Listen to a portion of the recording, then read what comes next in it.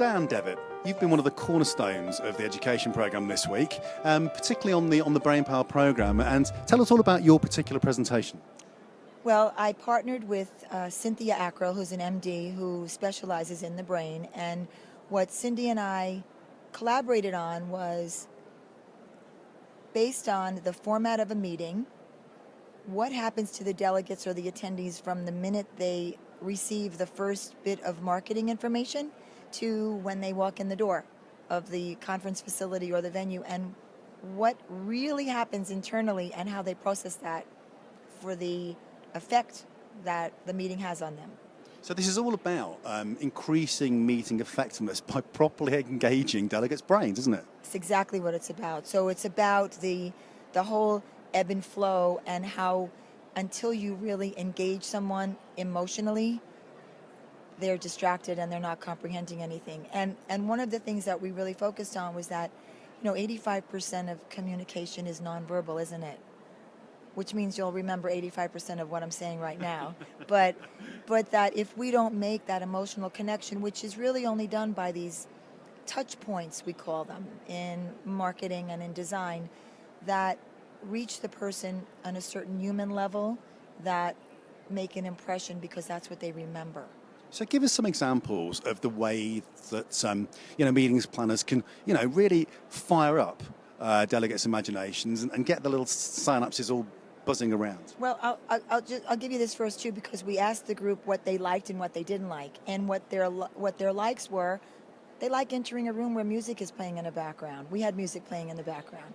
They like humor. They hate PowerPoint, death by PowerPoint.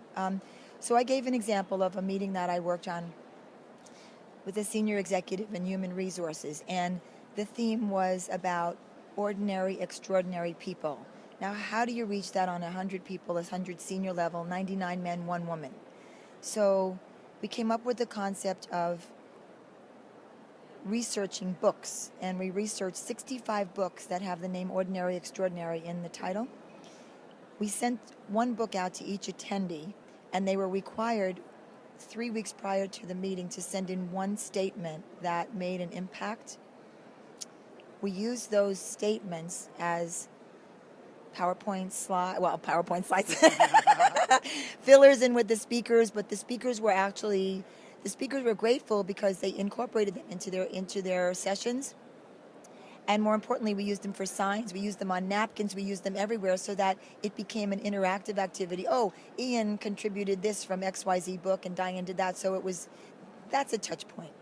Well, that kind of inclusivity is a real kind of incentive for people within the audience, where they really feel a part of something. And it's like incentive programs generally. The reason they work within companies is because they make people feel a part of that company quite often. And getting that sort of feedback and inclusivity is fantastically engaging. And I can see exactly why it worked. And going back to your PowerPoint, basically, if you're putting something interesting and engaging on a PowerPoint, then of course PowerPoints work, don't they? But it's when you don't, and it's the usual, as you said, death by PowerPoint, where people kind of lose the plot a little bit. So that worked then. The delegates were happy with all that, and the meeting was a success? It was a success. But, really when it comes to design, I have never planned a meeting, an event, or a production in my life. I consider it that I styled experiences. And even though we focused on brain power and the science of the brain, what it really boils down to is what we do so well in this industry, which is reaching people in their heart. Because if the heart is not happy, the head will never be happy. No matter, and also if the heart is not happy, the head will not be receptive to learning. So where as a designer, what I focus on are all the elements of design within all the budget parameters and the elements that we have to deal with in the meeting, the objectives, the goals, and this and that. How do I take that and encrypt that into an experience that's going to engage and be so special for someone that they'll remember it, and they'll in turn leave and make a difference with it? And that's the power of the brain working for the power of the meeting.